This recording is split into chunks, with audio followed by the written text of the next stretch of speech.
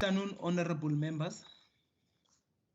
It has gone 3:30 on my watch, and we're supposed to start with our meeting of the Standing Committee on Public Account for purposes of looking into the annual report of the Department of Environmental Affairs, Planning and Development, and also on that annual report we will also be having the Auditor General report about the department, as well as the report from the audit committee. Now, when we are going to do that, normally what we do is that firstly, the standing committee as a committee meet with the Auditor General and the audit committee before we allow the department to come in. So in that respect, I will ask, I see, is the minister in? Yes, Honorable Chair, I'm in. Yes, normally, Minister, what if you will not mind, we will normally meet first as a committee. Yes, it's fine with me. Before we can call you in. It's once we finish that session, it's normally an in-committee session of the committee. Okay. And then therefore confidential. So once we finish it, what time do you want me to come back in? Yes, no, definitely. We will, the staff will definitely notify you when we are finished. Okay. Yeah. Thank you, Chair. Then I will opt out. Sorry. Thank you very much, Honorable Minister. So now, apart from the minister, I think all the people that are supposed to be in here, procedural officers are the people that are supposed to be in the meeting. This is an in-committee meeting. It's therefore confidential meeting. No members of the public are allowed, as well as members of the media are also not allowed to be part of the meeting. Once we've concluded this part of the Auditor General and the Audit Committee, we will open the meeting to the department as well as to members of the public. Are the people that are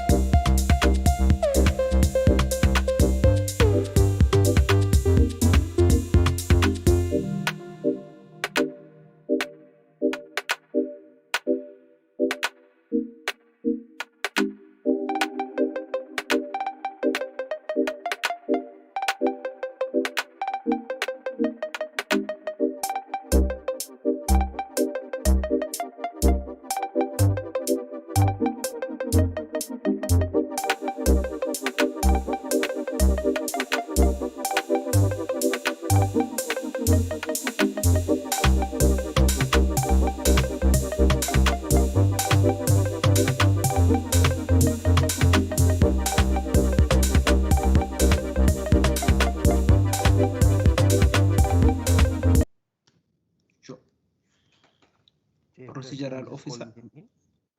I'm just calling them Sure. all in, Chair. Sure.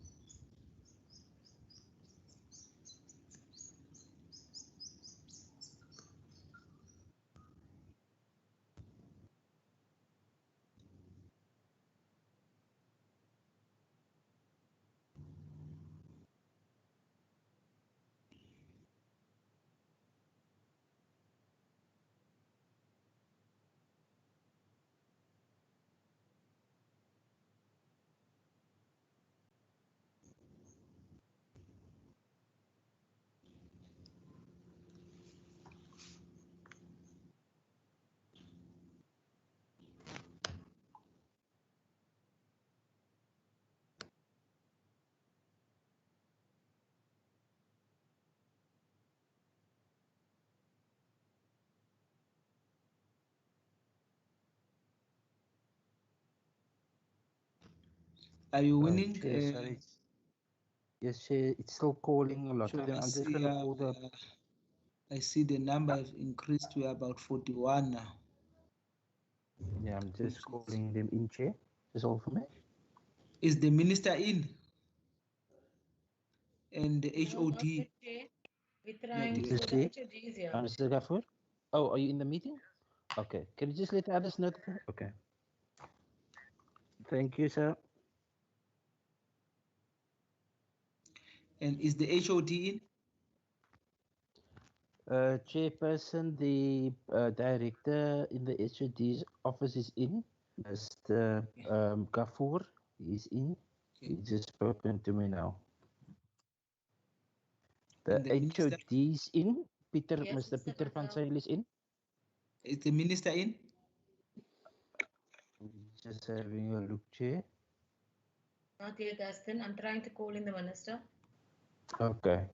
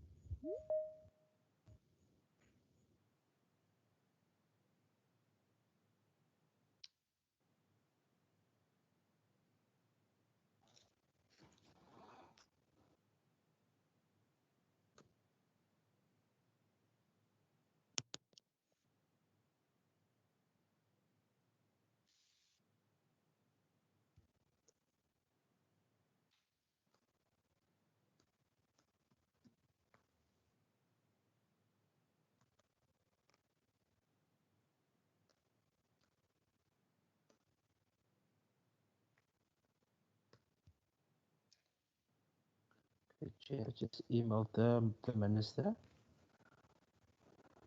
to say that he can come in.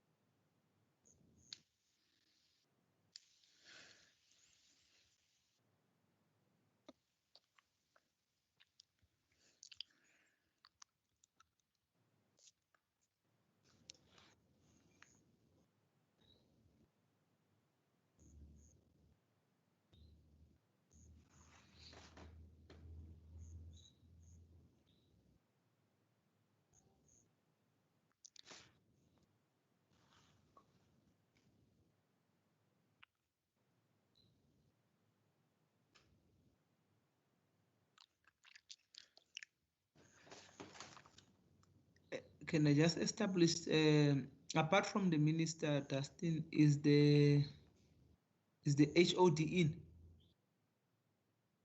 Chairperson, yes, Mr. Van Zyl is in, the HOD. Okay. I know in any case, the meeting is that session actually supposed to start at 4:20, but of Yes. course, if you get them the earlier, it's better, actually.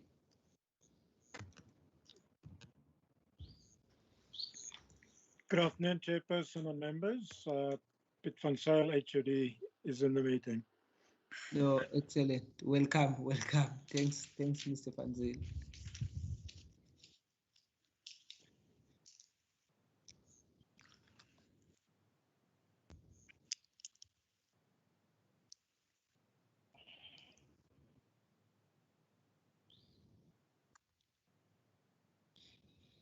Has maybe anybody been in touch, even telephonically, maybe with the minister?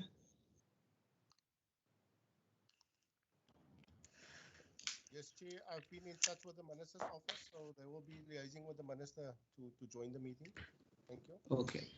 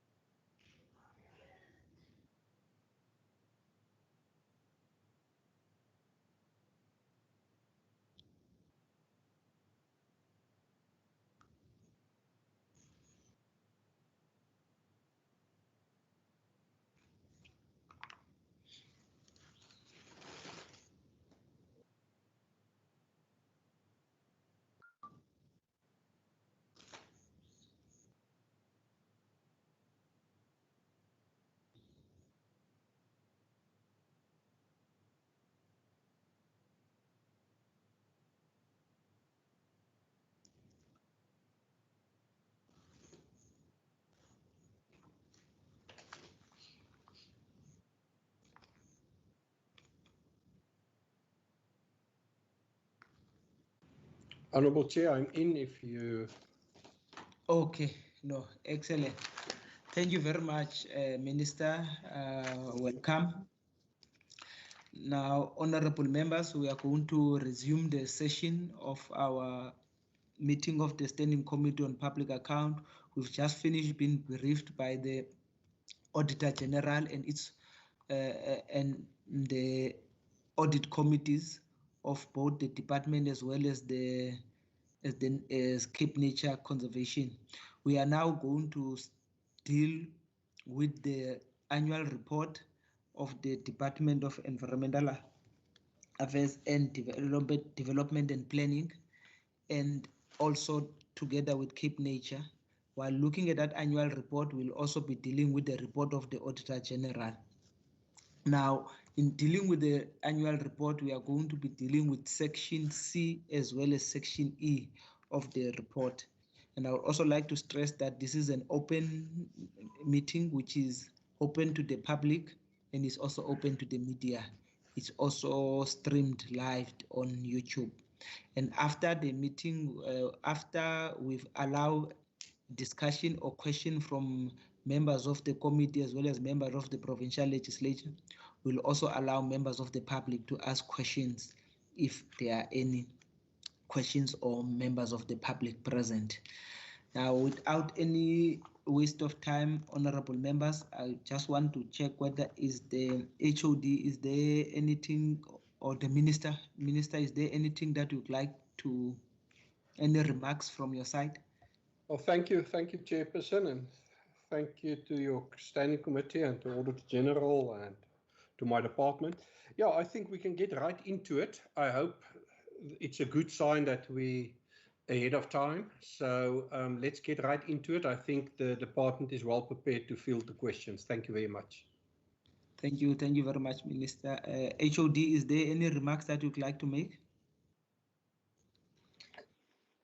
Chair, not too much, except perhaps just to, in the context of your standing committee's portfolio, just to observe for the year under review the sort of headline achievements of three things. The first is that we have achieved a clean audit report. The past 9 years, we've had 7 clean and 2 unqualified. 5 of those cleans have been consecutive, including this year's. Second is that we've achieved, as you would have seen from the report, a 98.4% program expenditure on vote 9. And I think worth acknowledging is that during the year under review, we received the Bronze Award from the National Department of Public Service and Administration in terms of the National Bato Pele Excellent Awards Program for the best provincial department. So we see that as some recognition, I think, for a consistent, good performance in the fields of governance and financial management, which of course is the purview of your committee, but then also the general performance management that has already been reviewed and oversight taken in December.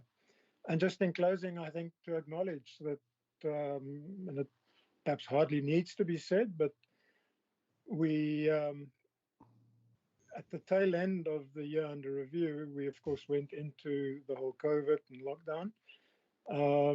And to some extent, the year that is under review and that your committee is taking oversight of just seems a very long time ago in terms of the last 12 months, which I think has put challenges on a very broad front to government at all spheres. So, Chair, with that, we are ready to review with your committee and respond to your committee. Thank you.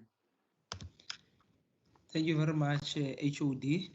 Now, honorable members, without any waste of time, I would like us to get to the report, and the report is starting the section C. We'll first start with section C. We start from page 84 of the annual report. Can I get an indication of members who would like to ask question or would like to have point of clarity?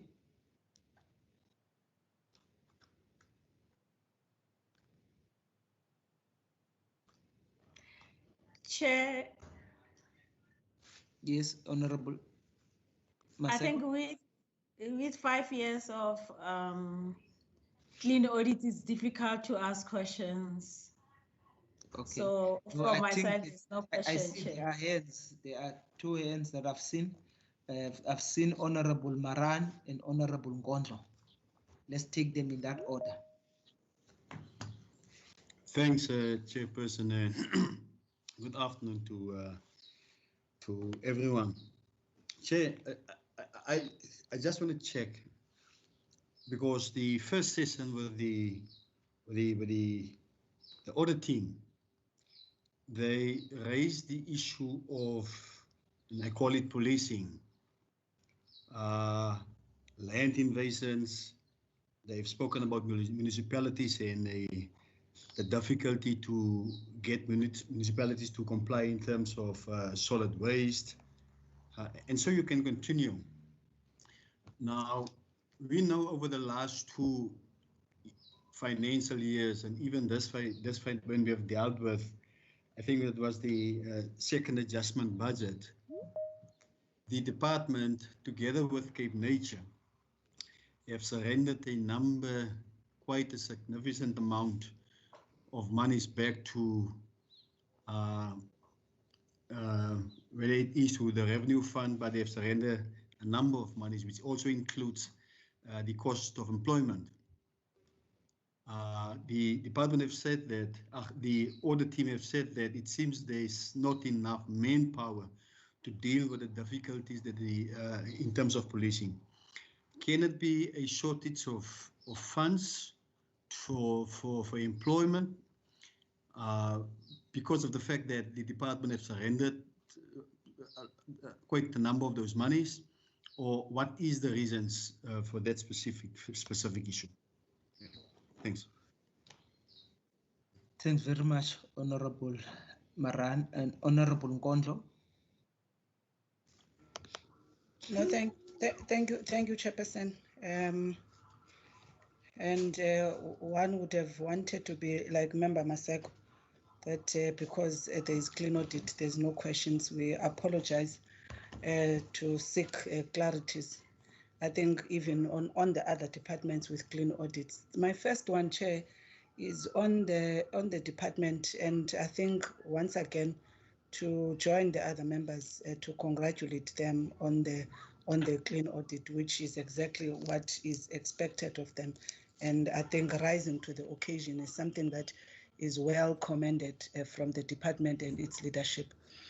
I just wanted to check, Chair, my one actually first to the department in as far as Section C is concerned. I just wanted to check, Chair, in as far as the BBBE is concerned. I see the department, I think on, I think it's page 96 on my electronic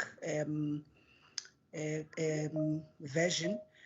I just want to understand what then, I think in number 2 in the discussion under developing and implementing a preferential procurement policy. I think the submission from 1 and 2 makes mention that there is a particular strategy which in a way the department would assume, and I would be corrected if I'm not reading it well, that through the provincial treasury instructions, it then allows the department not to implement some of the provisions of the BBBE, like the pre-qualification criteria and all of that. So if that is so, that is why I'm saying perhaps I may be misreading it in terms of what it means.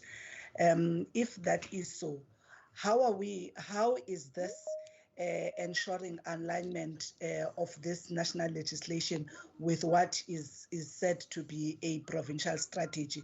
And I'm sure, Chair, at some point we'll have to, as part of the conversation with the other department, request a Treasury to also help us to understand this particular provincial strategy. But I just wanted a clarity about what that particular section means in concert to the requirements of the national legislation, which has actually made this particular submission in the annual report. So that is one thing that I would like to get clarity on in as far as the department is concerned. And then in terms of CapeNature, Chair, I just wanted to check that I'm looking at the board, and one cannot defy the reality of the equity issues, especially gender issues there.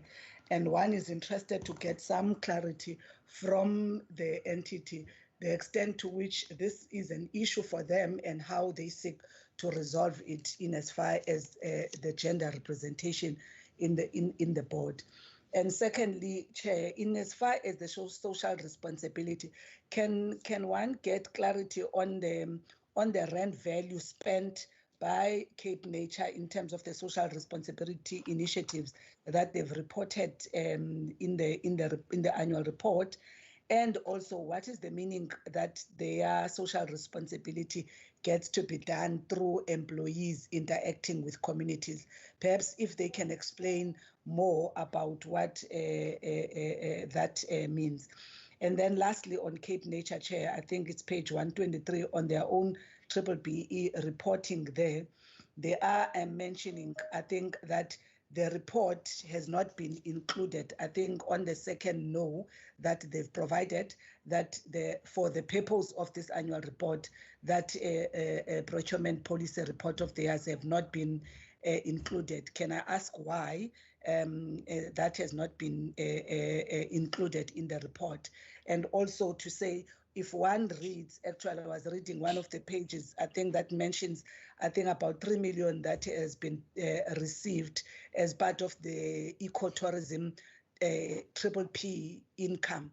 So does that not mean when the entity indicates that they do not have PPP or private partnerships, does that element of the ecotourism where there is PPP income of 3 million not count as their own private partnerships engagement?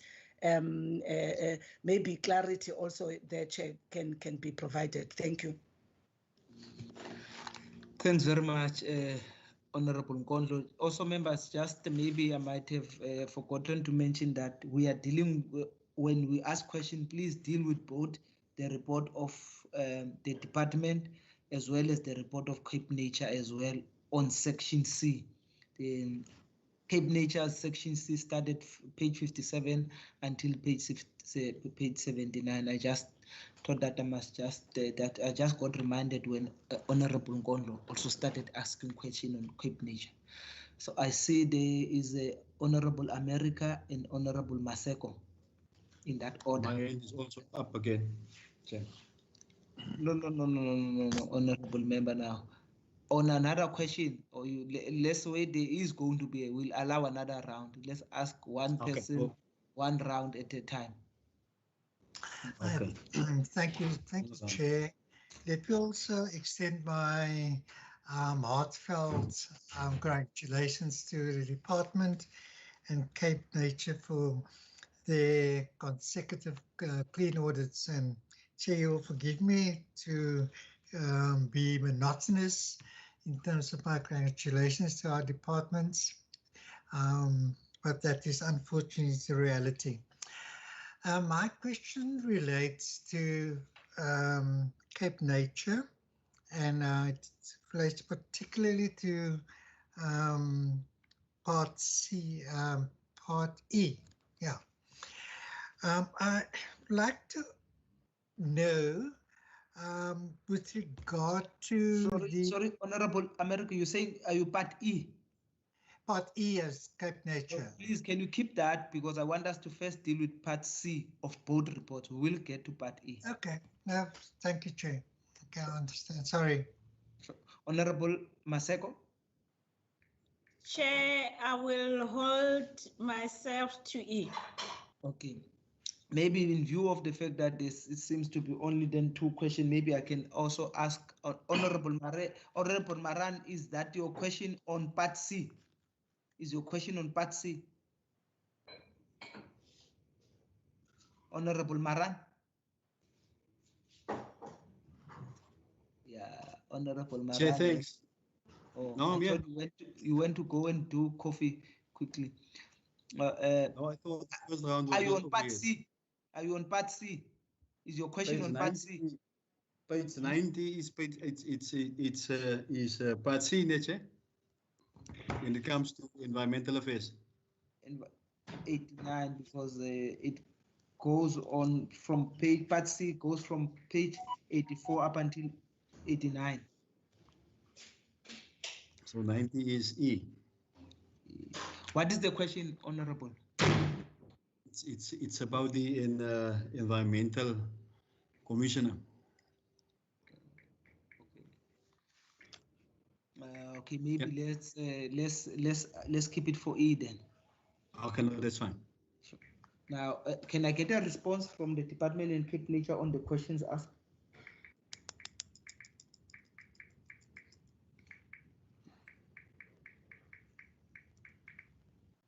Chair, I think that responding to firstly Member Maran's a question about about the department in the adjustment budget processes, surrendering some funding to the provincial revenue fund, and then against that as a backdrop, I think asking the question around 2 areas of functions or services of the department, namely compliance monitoring and waste management, and whether, given the pressures,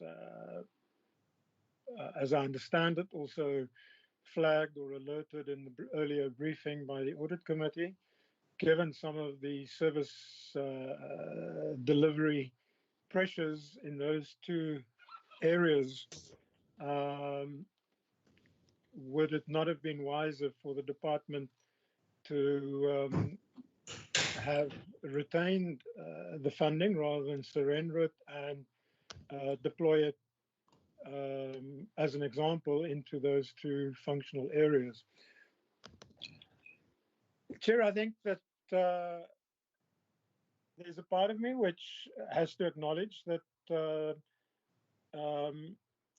if we were not subject to some of the timelines or time pressures, then I think very few accounting officers would willingly, I think, surrender funding. But the government processes and the timelines within which one has to act, and the financial years at one level. At another level, the fact that, and I'll confine my response or example to the human resource side and not to the procurement side, but some of my argument, I think, would relate equally to procurement processes, but leave that aside. On the human resources side, it is a fact, if you look at our general departmental performance benchmark also against the Western Cape government, in other words, in comparison to the other provincial departments, our general turnaround to fill a vacancy that arises, however that might be, a promotion, an internal promotion, a resignation, a retirement, whatever it might be, generally takes 4 to 6 months. I think that's just the reality. So I think that certainly what we have done in the last few years, and I think that my senior management colleagues that are in the meeting, certainly from those two examples that have been used, namely compliance management or monitoring and waste management.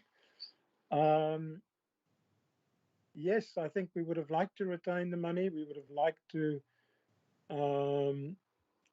deploy it not only in those two, but also in those two. But the fact of the matter is that we are very, very conscious of the importance and the significance of prioritizing these areas. And to the extent, I think that the last 4 or 5 years, and the MTEF period, in other words, the next 3 years that we're going to be going in from April onwards, we all know what the fiscal situation of the country is like, and the cutbacks starting at national level and the equitable shares of provinces. So I'm not wanting to make excuses. I acknowledge, and I think that the point that Member Moran makes is absolutely valid. Within the provincial constraints, linked obviously with the national funding and fiscal situation, we are having to manage the situation. And I think, I would also flag the aspect that we've had a couple of discussions in the past, also with our audit committee on it. Waste management, our role is principally one of leadership, monitoring, and oversight over the municipal sector. It's at the municipal sphere of government that the execution of waste management is an assigned constitutional function. So I think the challenges that we're up against is as much intergovernmental relations and support. So I think to sum up, I would simply say that I recognize, I acknowledge the point that Member Moran makes, and on a continual, ongoing basis, in respect of when we table our budgets at the beginning of every financial year, and of course your review, like we're doing now at the end of a financial year, we're going to have to, just tighten up more on this. It doesn't have a single faceted response. I think it's I've tried to touch on the relevant considerations, and we just need to continue improving our performance. I think I would sort of sum it up in acknowledging and recognizing the point that Member Moran has made. Chair, if I then move on to Member Nkandlo's question on page 96, the table there in respect of the BBBEE. I'm going to ask Johannes Fritz, our Director of Financial Management, under whom also supply chain is one of the sub-directorates, for Johan, perhaps just to respond to or clarify and confirm the question, and I think whether Member Nkandlo has correctly understood or is correctly interpreting it, and then perhaps just contextualizing how we as a department operate within the framework provided by the provincial treasury guidelines. Johan, perhaps over to you then. Thank you, HOD. Thank you, Chairperson. Good afternoon to everybody. Yeah, the observation from the member is absolutely correct, in that when the provincial the preferential procurement regulations 2017 were issued, the province took a particular view on the regulations. There were quite extensive discussion with National Treasury on the implementation of the regulations. Subsequent to that, Provincial Treasury then went to Cabinet and indicated to Cabinet the challenges with the implementation of the regulations. And there were a number of items identified that the WCG will not be implementing as part of the regulations. So the observation, as I indicated from the member, is correct. In the meantime, Provincial Treasury issued the Provincial Treasury regulations, 2019 regulations, which give some context to how the province will go about in implementing some of those requirements of the preferential regulations. There were also other provincial circulars issued. Provincial Treasury also then implemented the electronic procurement system within the province, together with the Western Cape Supply Evidence Bank, which hosted the information of the respective suppliers. Then, towards the end of last year, 2020, Provincial Treasury also issued the draft pro forma accounting officer system for supply chain, which is currently subject to review by departments. So those are some of the measures implemented by Provincial Treasury. In terms of the department itself, our procurement are very repetitive of nature. It is your normal kind of procurement of operational nature. Where we do procure, for instance, consultant services, we at one or two occasions we did indicate in our request that the consultants should include perhaps students from previous disadvantaged backgrounds also. So that capacity also being built in terms of those instances. So yeah, that is from my side. So it would be perhaps a good suggestion, as mentioned by the member, that an interaction with Provincial Treasury be held with regard to the preferential procurement regulations and the differences between the WCG and the national one. Thank you. Chair, thank you. I trust that the department has responded to Member Moran and Member Nkondlo's initial questions. I think the next set is for CapeNature. So with your permission, I hand over to Dr. Omar and her team to respond to that set of questions. Thank you. Thank you, HOD. Good afternoon, members. Good afternoon, colleagues. There are three questions that was posed. I'll first focus on Member Honourable Moran's question regarding the surrendering of funds.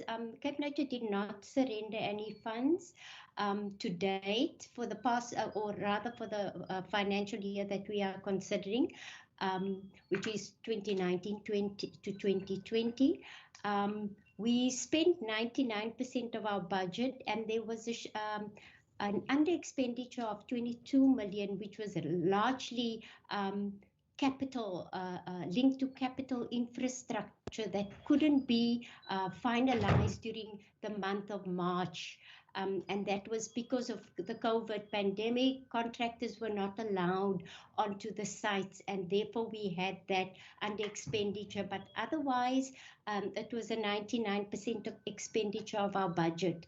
So, but we acknowledge the need for the monitoring around nature reserves and the safety. In fact, during not the financial year under consideration, but this current year, as we speak, we had land invasions at drift sands. So that is something that's high on our radar, and we're looking at that particular problem and identifying hotspots as we're going on. We also developed a strategic implementation plan that recently went through our board to look at the safety and security of protected areas in the Western Cape.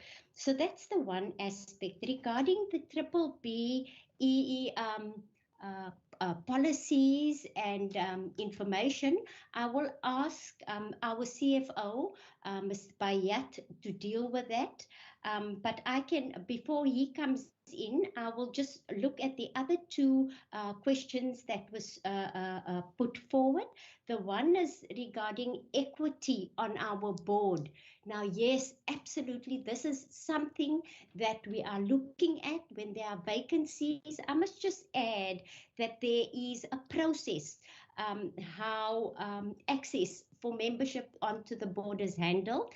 It's advertised nationally and provincially, obviously through the local papers in various languages.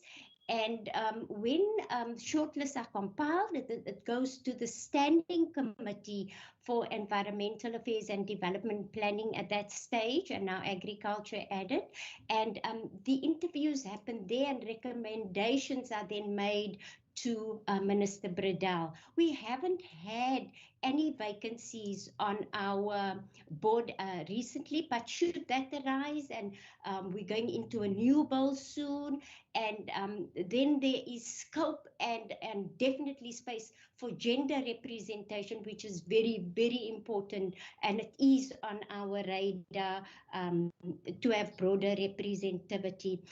The other question regarding the social investment portfolios, social responsibility, we didn't actually donate money, or it was largely due to partnerships with various initiatives and various people where we partner and we sponsor prizes or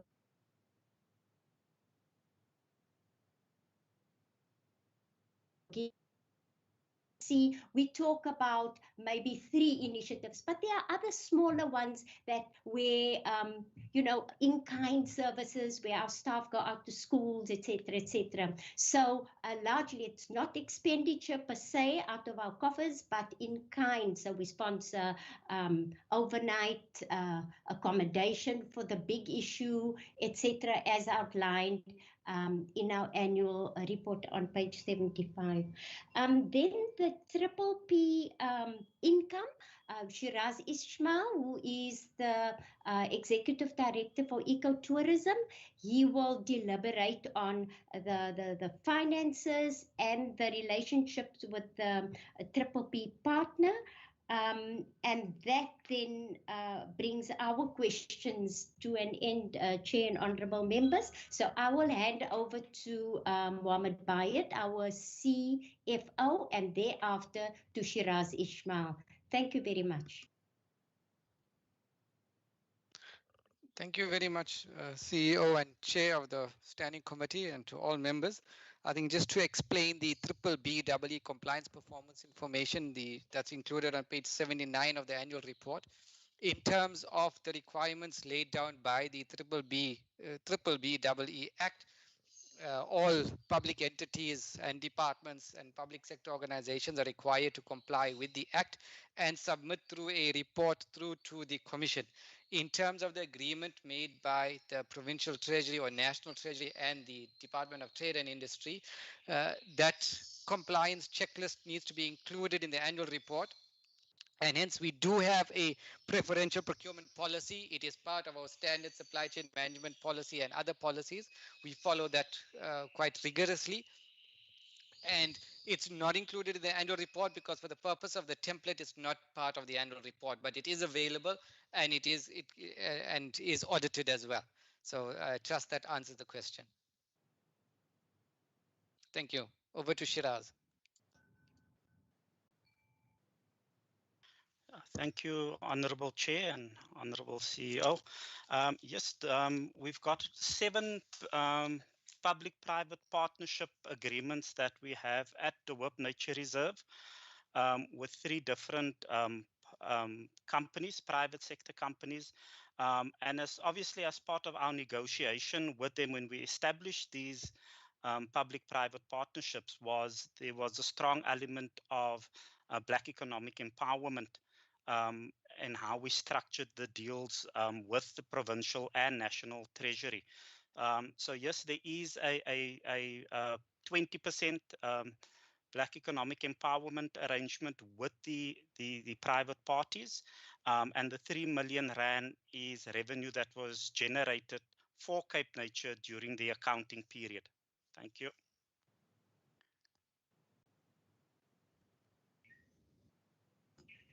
Honorable members, just one correction. I was just, the CFO just corrected me, and I just want to put it on record that the under expenditure with regards to infrastructure amounted to 6 million. That was it.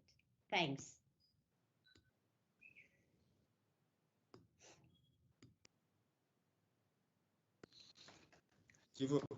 Thank you. Is nou my beurt om vrae te vra, nee, ek hou nou te. Kykie, nee, hy sê wag die wat Batman, can someone just mute Honorable Marang? Okay. Now, thank you very much for those responses. Now, honorable members, are there any further questions on this section C? Because I've actually gone through the report. Now I was checking that question that was raised by Honorable Maran is actually falling under governance. And it was having to do, which he actually can ask now, but I know he was talking about the issue of the environmental commissioner, but I will give to him to elaborate more really as to what question he wanted to ask. Honorable Maran. Thanks, Chairperson. My apologies, man.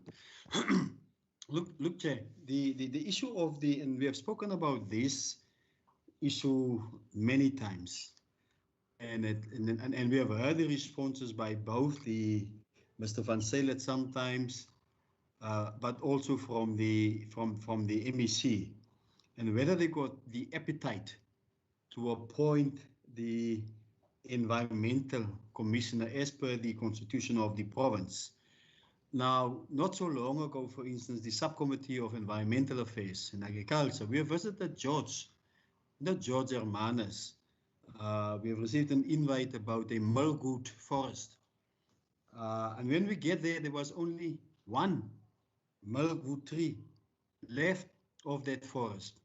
Okay, and so you can continue. We have spoken now about land invasions and the removal of endangered plants. Farmers, for instance, we have spoken about farmers last time on their farms when there is these dangerous plants, species, just do as they wish. Don't the MEC and the HOD think there is a need to have an environmental commissioner, Chair, in the light of basically the issues that have been raised and what's currently happening within our environment? Thank you. Thanks, Honorable. HOD or Minister? Thank you, Honourable Chairperson. Yeah, the last question on the Environmental Commissioner, it's something that we will now debate in front of the Standing Committee of the Premier. Remember, it's a constitutional matter, so the Premier Standing Committee will deal with that. Personally, on the examples that the Honourable Moran mentioned, those examples will not fall under the scope of the Environmental Commissioner, and they won't be able to do anything about that. We must remember we do have the green scorpions, we've got land invasion units, etc. But the Environmental Commissioner won't solve those issues for us. But we will debate this under the auspices of, or a joint standing committee of the Premier and Environmental Affairs and Development Planning, and then after that we will take it to Parliament. Thank you. Chair, if I could add one comment and perhaps to respond to one of the examples that Member Moran just used, namely the Hermanus milkwood forest, is quite right that our Standing Committee on Agriculture, Environmental Affairs and Development Planning in late last year undertook a site visit down to that part of the Overberg, and I think inputs were made there, and my recollection is, having recently seen some correspondence from that Standing Committee, is that there's some further input reports that the Standing Committee of Member van der Westhuizen, of which Member Moran is also a member, have asked for. But I would just make one point, and that is that the protection and decisions, regulatory decisions around milkwood forests are a national competency of the National Department of Environment, Forestry and Fisheries. It's not a provincial competency, or doesn't resort under CapeNature's portfolio for biodiversity, as an example. So, but a full report and further inputs on that will be going to the Standing Committee. But I thought, having used that as one example, that just to make that observation. Thank you.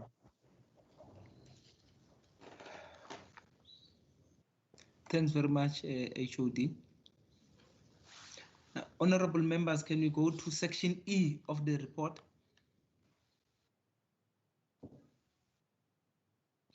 Of both reports of the department as well as that of CapeNature. Are there any questions? I know Honorable America as well as Honorable Maseko had questions there.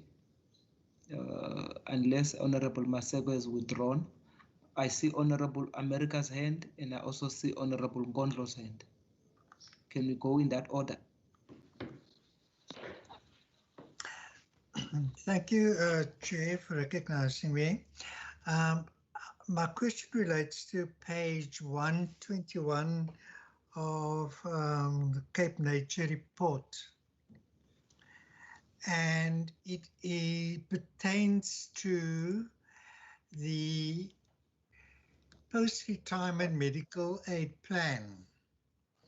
Now, the question, there's an amount of 4.387 million rand recorded. Now, I would like to know whether that is an actuarial amount as it's as represented for the outstanding liability. And secondly, why is it not recognized as a contingent liability, or is it recognized an expense for a particular year as it becomes due for those members who qualify for that benefit, those that are retired and those that will retire in the future? Secondly, Chair, I would like to proceed to page 126 of the CapeNature's report, and that deals with contingent liabilities and contingent assets. Now, there's a substantial amount recorded for contingent liabilities, and much of it relates to litigation that the department is defending itself. Now, we all know that legal processes could take a very long time, and it will sort of this moving target. So maybe, if you can just get a little brief update in terms of where certain processes are, because some comes in from 2015 and 2009. So those matters are not yet resolved. And then lastly, Chair, on page 127 relates to contingent assets. And there it is a contingent potential income from the Stellenbosch municipality. And this matter too has been dragging on since 2005. What's the status of that particular matter at this stage? Can we just have a brief update? And then finally, Chair, in terms of a dispute with the Guardian Route municipality in terms of what we owe them the 3 million rand. Again, can we get a little more information with regard to where we are with that particular sort of dispute? Thank you, Chair.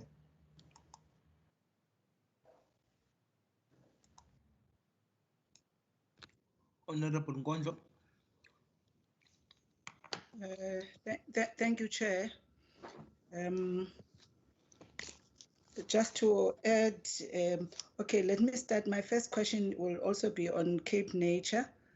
I just want to understand, and also they can clarify me, on page 120 on my electronic book, it refers, I think, under section 11 on the unspent conditional grants of about 43 million. And it's indicated there that these will be utilized in the future against respective projects.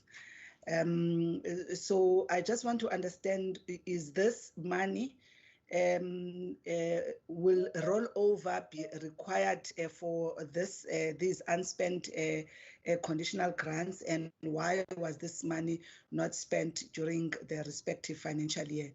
And then my second one is on, I think it's just to add on Member America on the questions on the contingent liabilities, which is on page 126.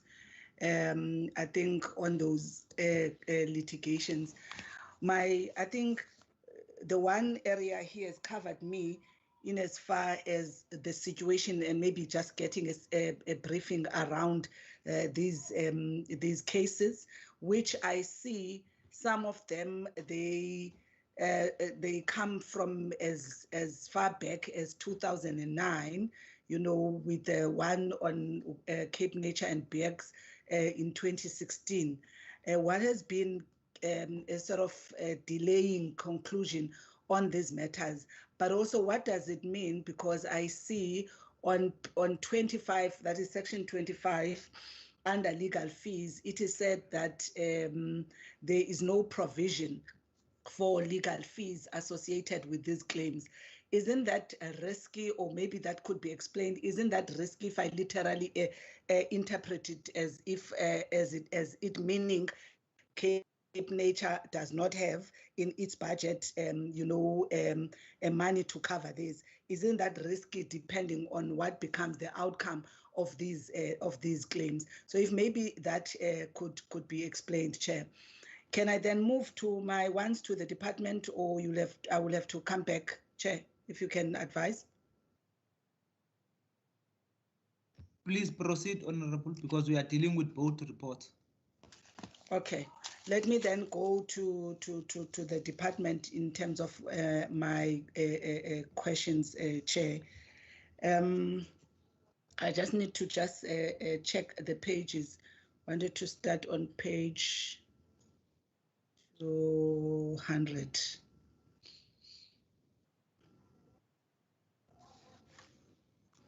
Okay, I just wanted to understand from the department, I think there is a reference. I'm just struggling now to get the actual page I had noted for this, Chair.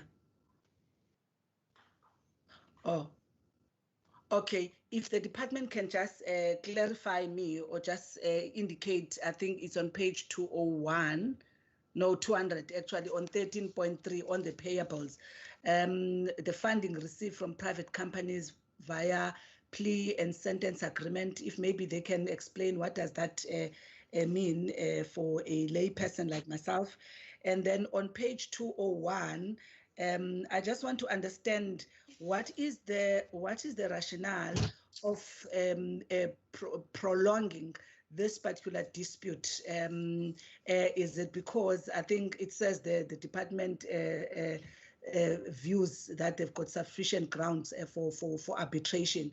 Perhaps they could just share more. And how long has this dispute between the department and the respective employee taken place? If one can just get clarity around that, Chair. And then under also contingent liabilities and assets, I think around the issue of irregular expenditure. I just want to understand that there is an indication there that the irregular expenditure sum has been submitted to Treasury for condonement. I just want to understand when was that, how long that submission has been made for the Provincial Treasury, and by when would the Treasury respond if the department is aware of that?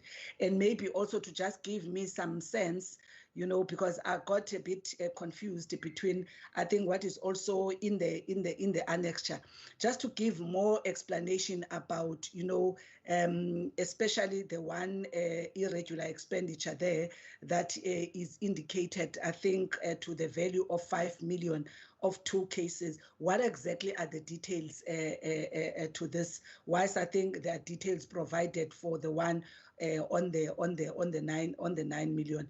So if the department can just give more explanation about the details about both of these cases and the situation currently as it relates to such.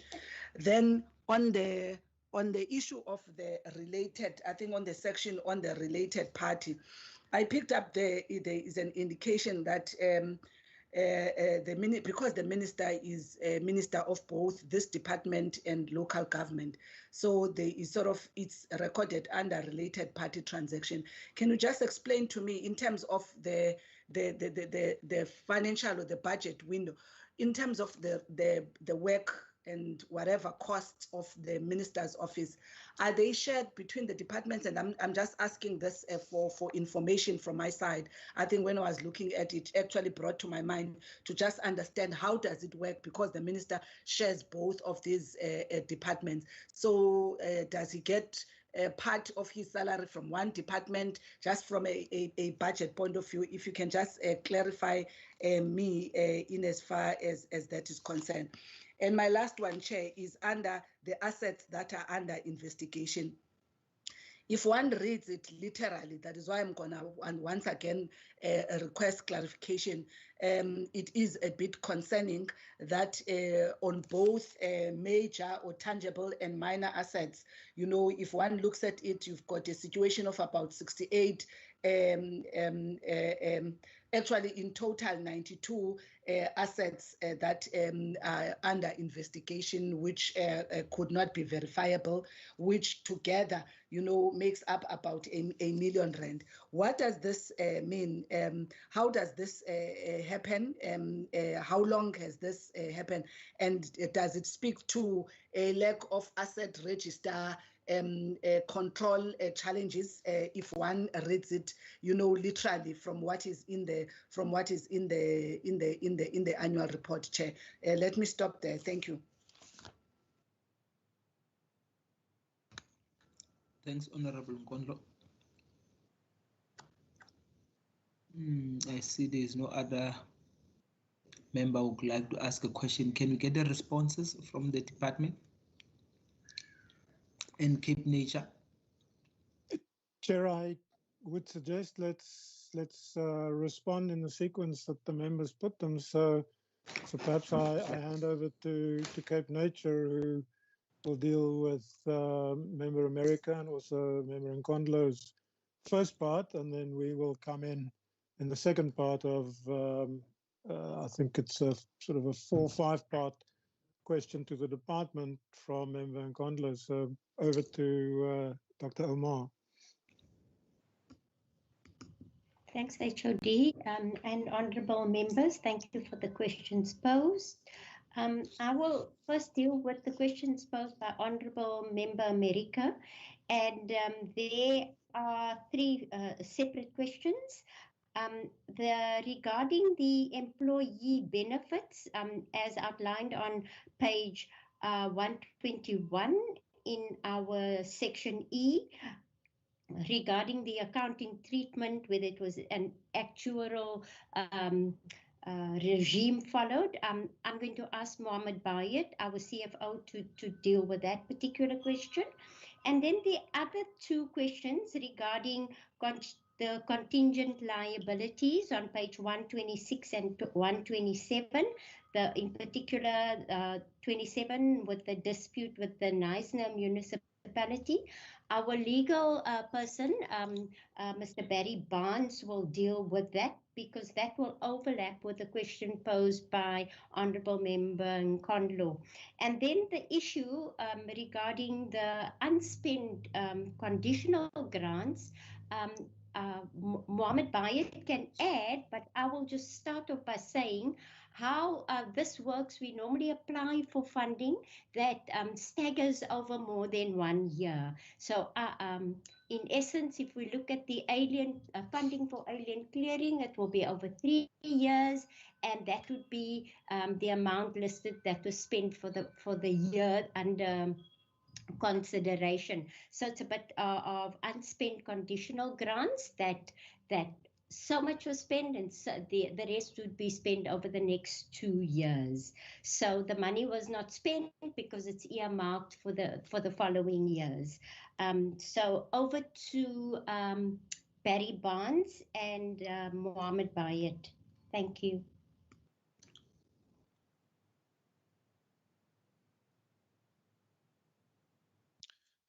Thank you, ma'am. Good day, honourable members. So just in respect of the contingent liabilities, to the question posed on page 126, just to explain, litigation it's quite a lengthy process, and what happens here in most of these cases, the claimants have 3 years in terms of the Prescription Act to institute legal proceedings. What then happens is that all they do is they send out a notice, a Section 3 notice, and that allows them, it's basically a notice that they intend litigating against an organ of state or department or entity such as CapeNature. This then buys them an additional 3 years. So I guess what I'm trying to say is what they do is they interrupt the Prescription Act all the time. So yes, most of these cases have been coming on from as far back as 2005, but negotiations are pending, and especially in terms of the contingent liabilities, the MTO matter, the October matter, the Fourie, the Bucas matter, we are in continuous negotiation with the parties to try and settle this matter so as to ensure the best possible outcome for CapeNature.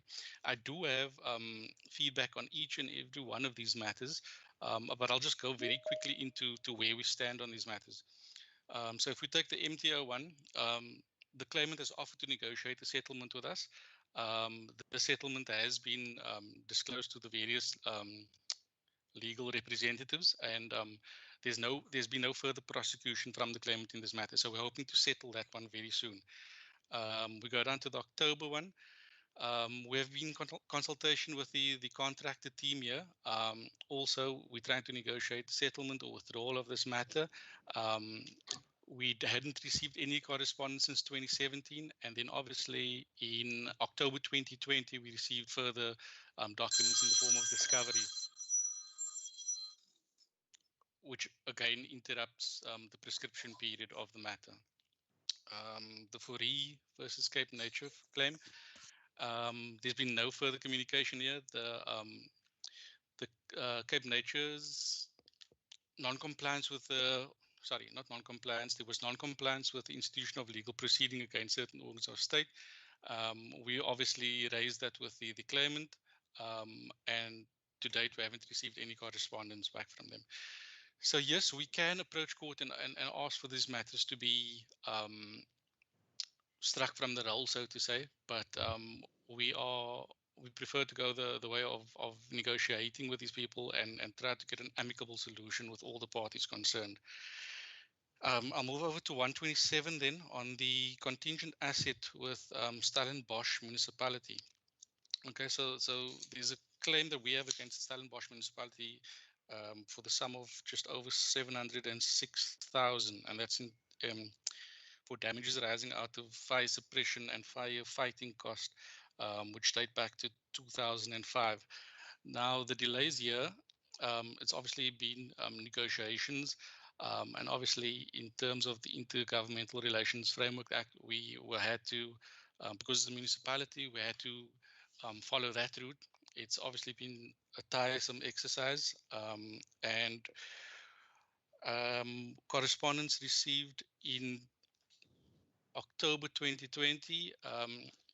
It looks like we're reaching a settlement here, but the terms and conditions are yet to be divulged from the legal representatives for both parties. On the contingent liabilities due to disputes, the Garden Route District Municipality, the value of 3.063 million. So that is where the Garden Route Municipality has basically invoiced CapeNature with various invoices for fire suppression costs and firefighting services for various fires that happened within the Garden Route area.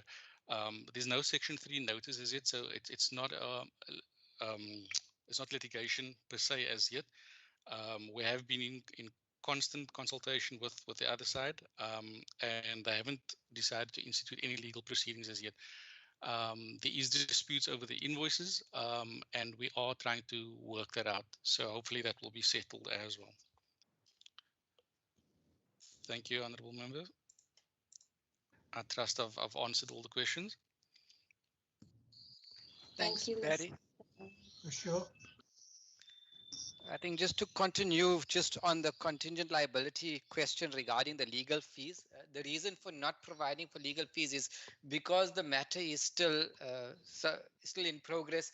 We cannot estimate what those legal fees would be because we don't know what extent, like Barry mentioned, these things do delay and drag on for quite a while. And in the event it does go further, we make use of the state attorney and we follow the process in terms of that process, and we will then budget when that time comes. We will budget for the legal fees to be paid.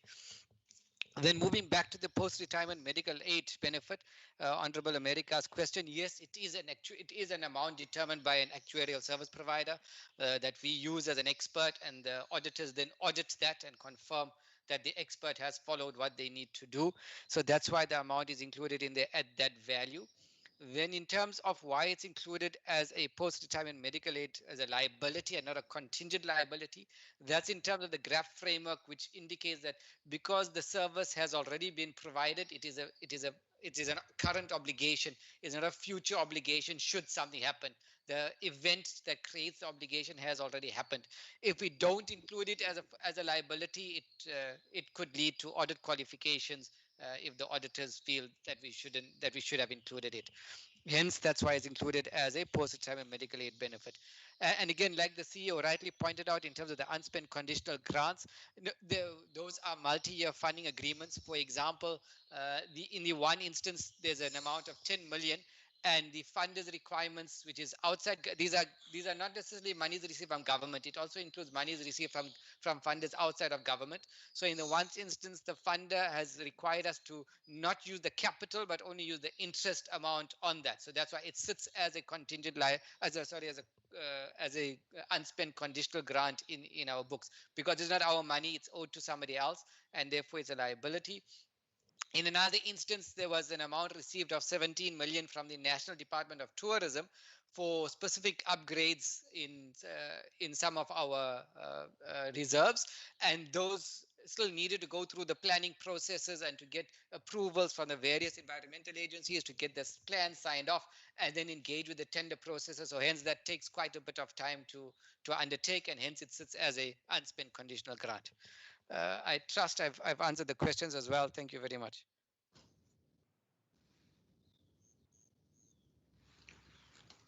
Thank you, Mr. Bayat.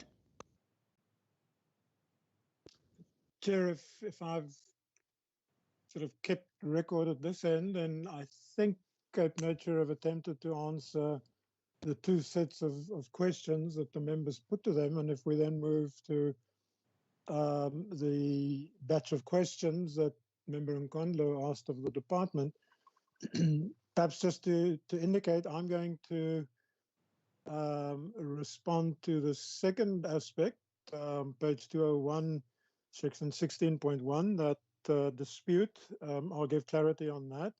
To follow, I'm going to ask my colleague Ayub Mohammed just to give a little bit of an explanation so that the members understand what we mean, or what benefit we derive out of plea and sentence agreements. And then to follow that, I'm going to ask that our Director of Financial Management, Johannes Fritz, give us responses to the other three aspects, namely the irregular expenditure on page 205 at section 22.1, onto just an explanation of how the minister's two departments share or don't share in the cost of the minister's cost of employment.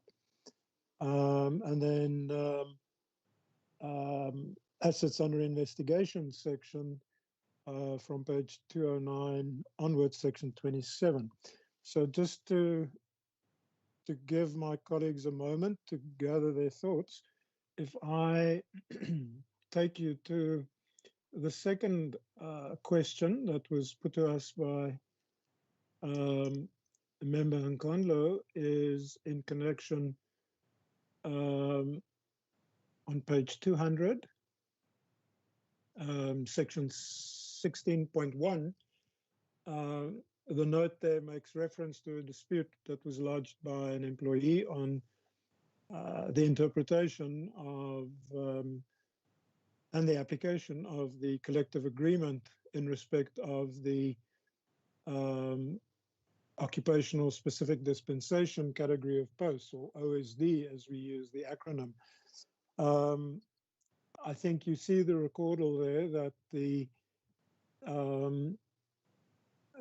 process has actually been underway for the best part of 2017. It started off as a dispute between an internal dispute that was then escalated through the various processes, finally getting to an arbitration process with an independent arbiter being appointed to hear the arguments of the applicant, supported by his labor union, and then secondly by the department, supported by the Corporate Services Center, who are responsible for our people management within the department.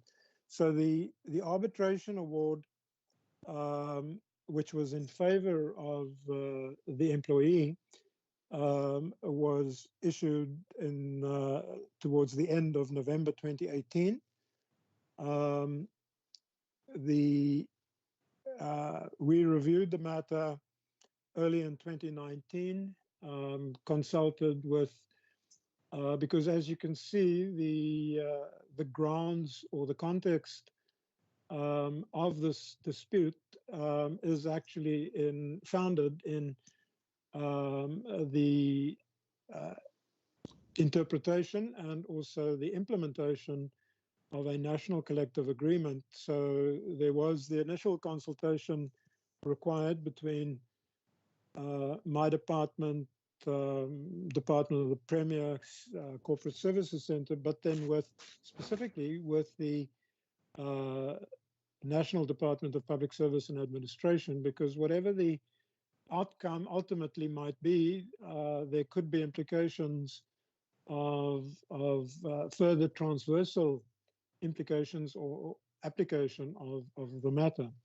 We then, with the assistance of Department of the Premier's legal services, sought senior counsel advice, and it was not just our call that we thought that the arbitration award had not been correctly interpreted and or rationalized, but some of the grounds advanced by the arbiter were, on our legal advice, questionable. So we submitted an application for a review to the Labour Court in about,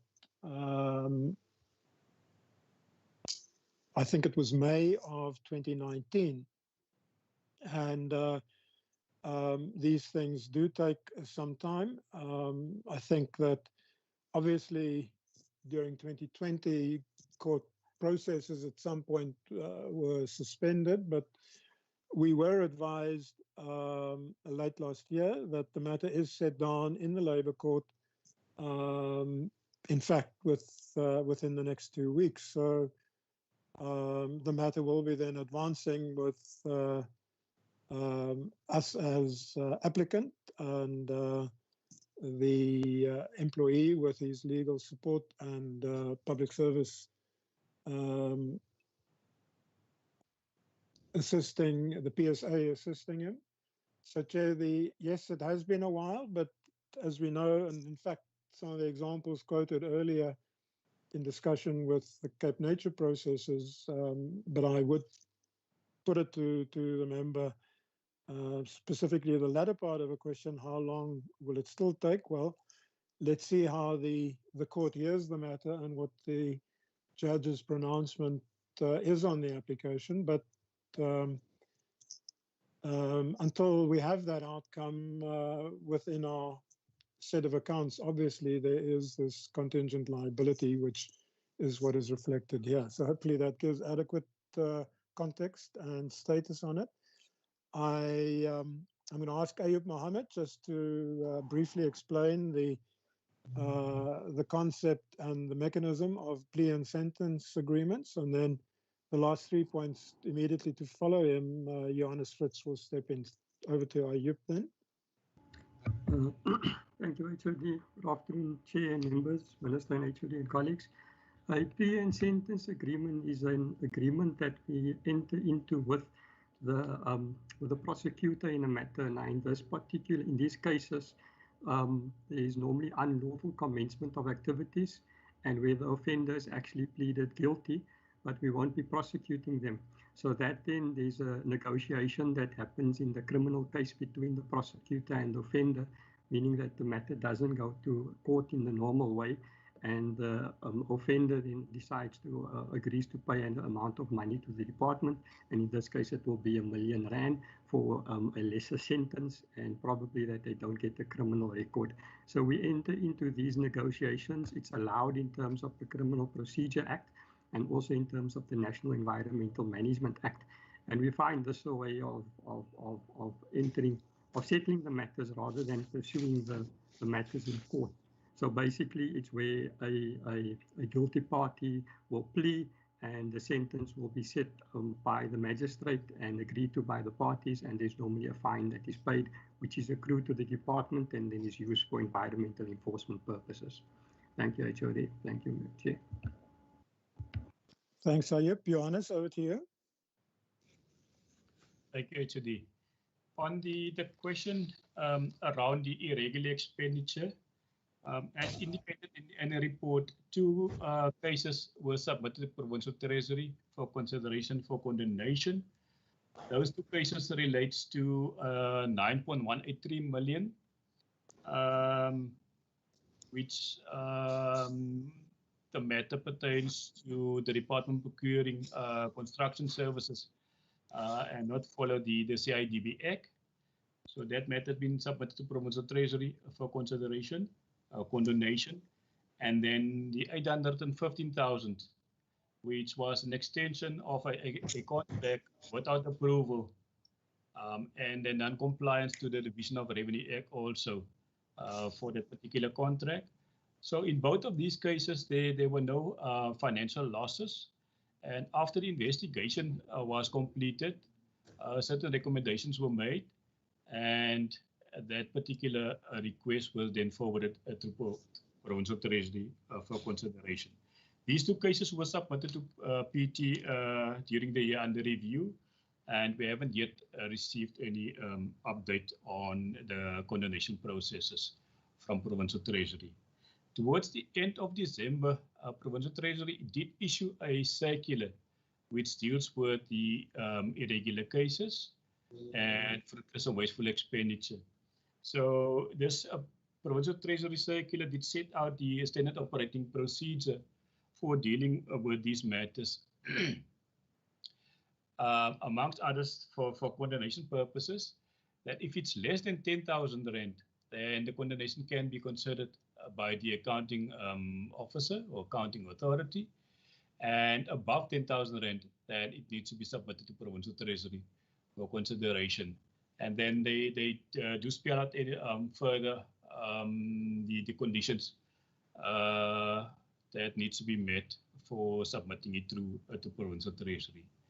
Then the other 3 cases under investigation, the 5 million, as indicated, 265,000 rand relates to non-compliance with the 2016 Public Service Regulation. So in this particular case, there was an official in the employee of the department who was a director of a private company. And in terms of the regulations, you can't be a public servant and a director of a private company doing business with government. So that was the one matter.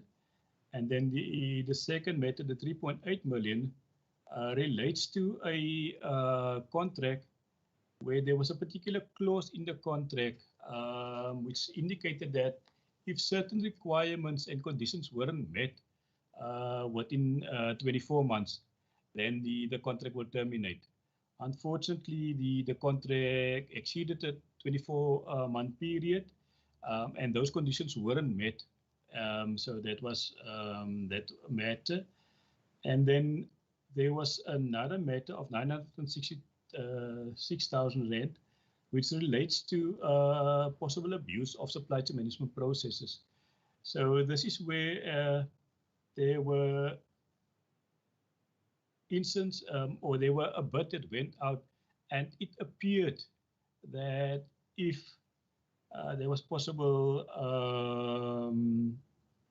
we should have gone out on a open tender process, and we haven't done it. We've gone via the electronic procurement system. So that was also submitted for investigation. So these 3 cases, those investigations are currently still ongoing, and which needs to be concluded for the department to determine whether there were any particular losses or whether anyone should be held responsible for these. And upon of the investigations, a report will then be submitted to the accounting officer for consideration. So those are the irregular cases. Then with regard to note 23, the issue around the related party transactions and the budget of the minister. So the Department of Environmental Affairs and Development Planning is fully responsible for the budgeting of the expenditure of the minister. That includes the remuneration of the minister and then also the operational expenditure of the office of the minister. There is no particular expenditure being carried by our colleagues in local government. If there are any particular direct local government expenditure, then that will be covered by local government. But in terms of the budget, the department is fully responsible for provision of the expenditure of the minister.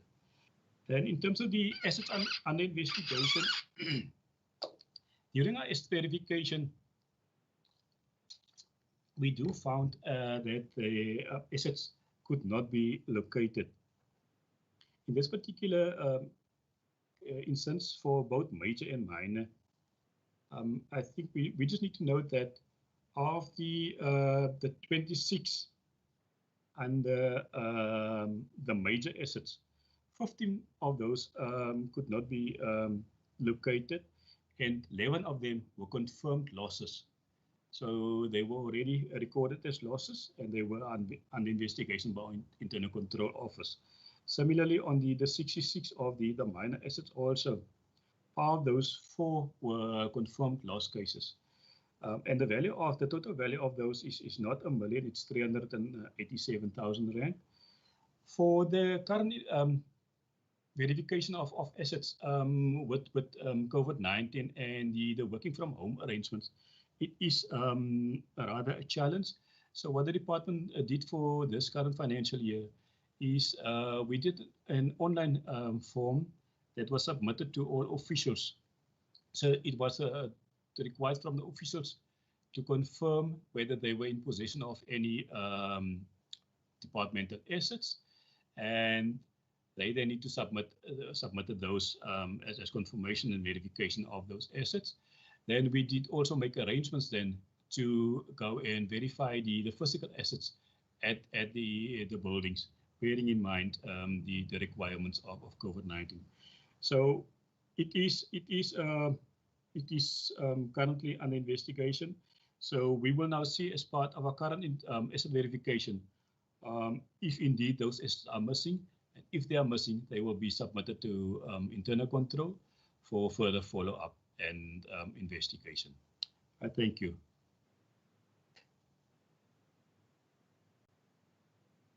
Chair, I think we've covered that batch of questions that Member Nkondla put to us. So back to you then. Thank you very much, HOD. Honorable members, if there are no further questions or follow-up on the issues raised, I just want to check, is the audit committee, any of the audit committee, are there any issues you'd like to raise? Nothing from my side, Chair. Paul Slack from CapeNature. Thank you. Mr. Roda? Mr. Roda? Auditor General? Nothing from my Mr. Roda? side, Chair. Nothing Mr. from my Roda, side. is that Mr. Roda? Yes, it's Mr. Roda, yes. No, thank you very much, sir. Thank you. AG? Thank you, Chairperson. Nothing from my side. Thank you. Thank you very much. HOD?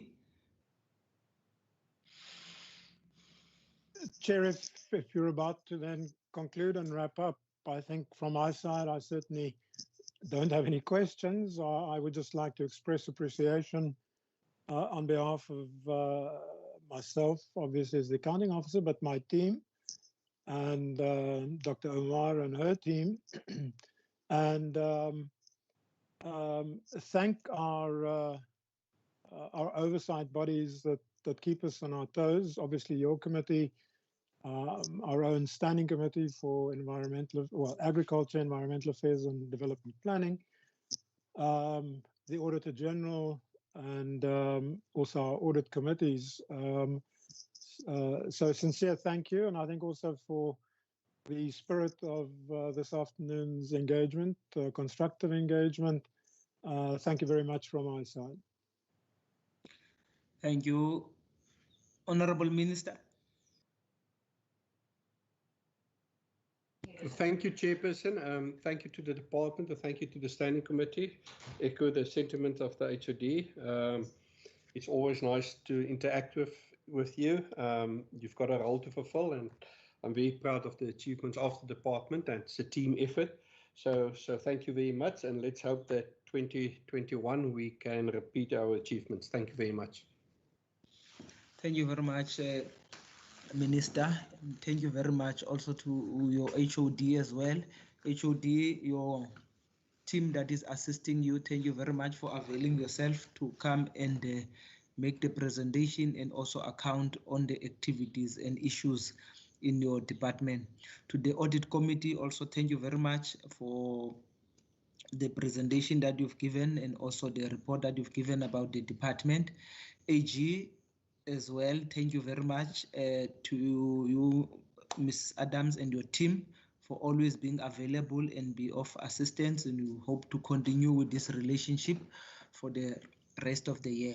We've now come to the end of the presentation of the department, as well as CapeNature. Also, CEO, thank you very much for your presentation, and to you and your team. Thank you very much. Now, what we are going to do, we can release you as the guest because we still have other business of the committee that we must actually deal with. So you can be excused, and the committee members and the members of the legislature will remain behind. Thank you very much, Minister, HOD, AG, Audit Committee, CapeNature. Goodbye. Thank you, Chair. Thank you, members. Goodbye. Thank you. Bye. Bye.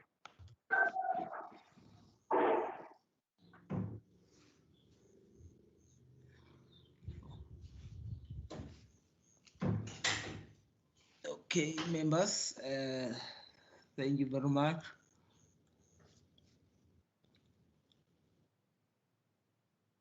I think I can see we are down from 54 people to 12 people on the list now. Just want to get an indication, members. Are there any proposals for resolutions? Honorable Maseko. Chair, thank you very much. Just one resolution from me. It's with the indication from the AG and the audit committee about the issue of the land invasion, the waste management.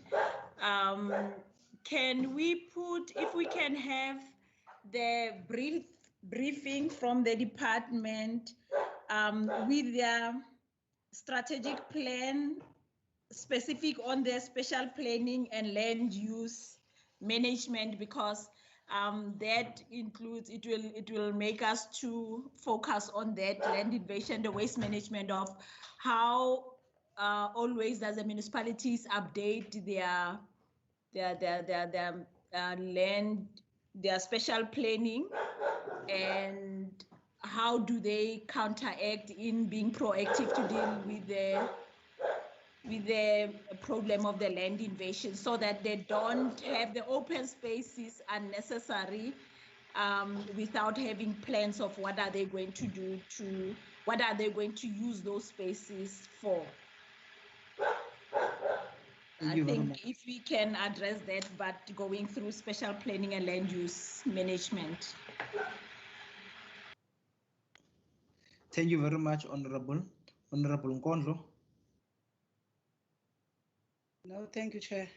Mine, I think, similar to the Liquor Authority. Can I request that we ask CapeNature to brief us, I think, on the progress around the gender representativity of the board, given that I think an indication was made that the current board might be coming to an end, therefore opening up prospects for new recruits. So I think I just wanted for us to ask that update similar to the other entity.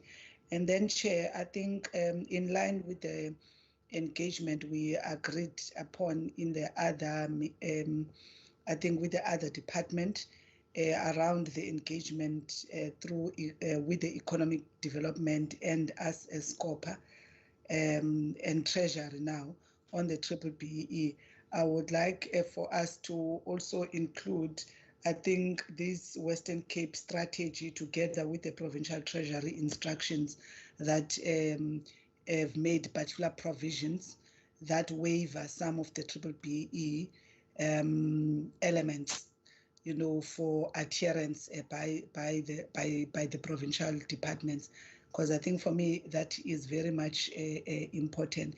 And perhaps, Chair, in line with that, maybe for that session we may want to invite the BBBE Commission to form part of the meeting, because I think for me, I just want to understand how this relationship, you know, of national and provincial legislation harmonization, you know, works, you know, where a province can decide that elements of the Principal Act or the National Act, you know, they can actually decide to avoid or waiver from them. So I'm just adding that part, that maybe we must include BBBE Commission to also form part of the conversation so that we can understand this this whole arrangement. Thanks, Chair. Thanks very much, Honorable Nkondlo. Honorable America. Thank you, Chair. I don't have a specific sort of resolution, but I would like to ask a question in relation to two resolutions that were made, one by Honourable Maseko and one by Honourable Nkondlo, in terms of requesting the department to make presentations to the committee. I would be of the opinion that such presentation, the one made by Honourable Maseko, should be made to the Portfolio Committee, and secondly, as the body that's going to interview candidates for the new board or whatever, that such a presentation regarding the gender representation should be made to the portfolio committee and not to this particular committee. That's all I want to say. Thank you. So, Honorable America, in other words, you are saying you don't agree with their proposals. I agree with the proposal, but I think that you know, our committee is not the appropriate committee to deal with those sort of presentations. Perhaps with the BE proposal, certainly I agree with that. Thank you. No, look, I think as a committee we can take any resolution we agreed upon as members, and then to get information. I think there's nothing wrong with that. Whether even if we said we don't necessarily want the department or want other department to come and make a presentation because they presented something, but we are not clear. We would like to get clarity. If it's not this committee, it can even be a joint committee because it will be more of a clarification meeting rather than actually wanting us to be interfering with their work. I really don't see any harm in that. Yeah, I hear you, Chair. It's fine with me. Okay, thank you very much. Chair? Yes, Honorable Maseko. Yeah, I just wanted to add to you that another thing is that because it's identified as a risk, and I understand why member Derek is saying maybe it has to go to the standing committee of environmental, but because it's a repetitive risk that has been identified as the emerging from the side of the audit committee and also the AG. That is why I mentioned that maybe we have to say when they have those quarterly engagement, what do they talk about and what do they say about that? Because of it's one of the problems that it's across the board in the departments. But another one that I wanted to add maybe to Member Nkondlo is if when we get the triple BEE briefing, we can also piggyback to get the local content interpretation, because throughout the financial years, there's been a problem with interpretation that eventually the AG, I think, and the audit committee, they were saying that they're still trying to get the agreement of what is it when they say local content. Are they saying the final product, if it's a t-shirt, or is it a thread that they use, or is it the material they used? So if I can pick back on that one with the allowance of Member Nkondlo to also get that interpretation of the local content, so that in future when we do our annual report, we can also look at that, because it's a little bit pain in a, yeah. Thank you, Chair. Okay. No, thank you, Honorable Member. I see Honorable Nkondlo, you want to come back? Yes, thank you, Chair. I don't even want to finish the sentence of Honorable Maseko, but I fully agree with her. I think on the addition, I think on the localization policy in its entirety and its application, because I think I agree with her. If you would recall, I think during the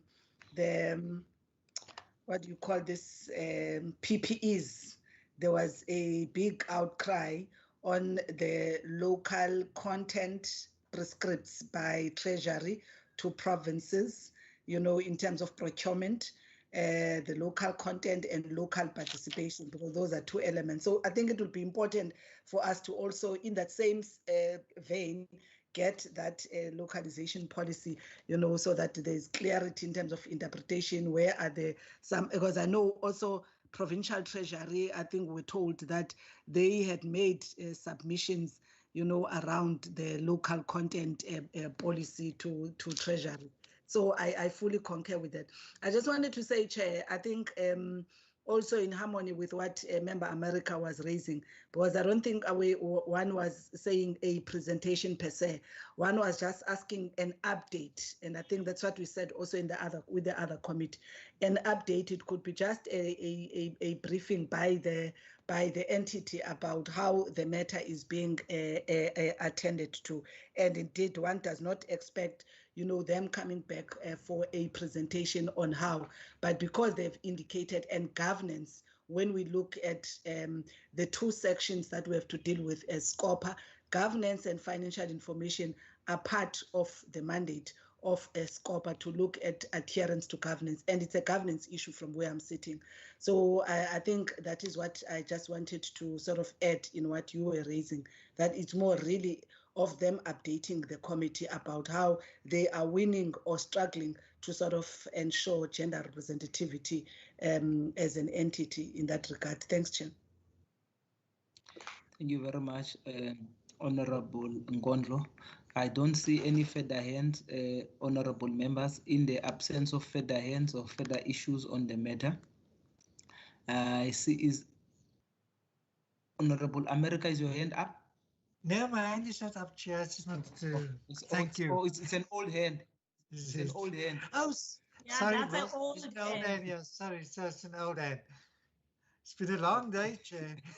Yeah, Honorable Mare normally takes offense when we say it's an old hand, but at least you are. Thank you for your understanding. Now, on a more serious note, honorable members, I think we have come to the end of the meeting. Thank you very much once again for your patience and your indulgence during the course of the day. As you know, this is now our second meeting that we've had for the day. Thank you very much. Third meeting. It's yeah. Thank you very much. The meeting is closed, honorable members.